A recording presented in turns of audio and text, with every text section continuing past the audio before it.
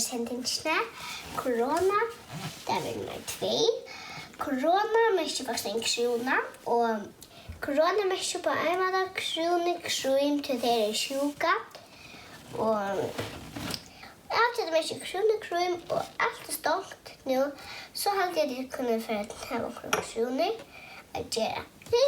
Og jeg ser bare med Benjamin Just. Og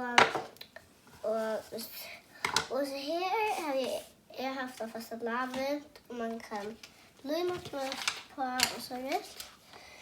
Og så her man kan gjøre ordentlig flotta ved ordentlig guddelpapyre eller okkurs, eller tekne guddel eller gult av. Og hvis man ikke eier noe papyr eller noe, så kan man bare ha en som man ikke reier hvis man eier noe. Man kan se at jeg som bare bruker hvitt papyr. Jeg kan klippa krone. Man kan kjenne så flott som hesa etter hesa.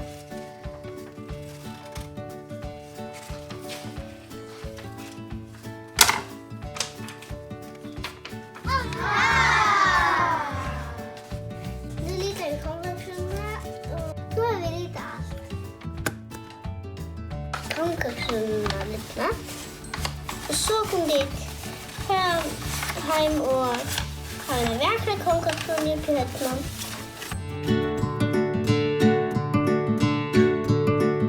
Nu är det sent hem till coronaviruset smittar. Det smittar är att jag snöjnyser och hinner. Och man nektat sammen och man tar håndtakarna.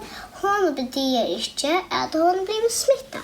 Så att hon får ta en yse och så får hon och till det nästa och hon till det nästa. Nummer 1. Hosta. Och 2. Njosa. Och 3. Händer. Händerna till oss nästa är så rörligt att så nästa är vi här till dömes och så känner nästa nästa vi här och så äta. Och så får han smitta i sig och så han vid äta och så kör man hem lika sjuka och så vi må minnas till att inte hosta i händerna. Skulle hosta. Hachu! Som ständer här. 1. Ikke hosta i håndene. 2. Ikke njøse i håndene. 3. Hender. Og man skal ikke heller være nekst sjukke, eller klemmes, eller noe sånt, hvis man nå må føle seg sjuka.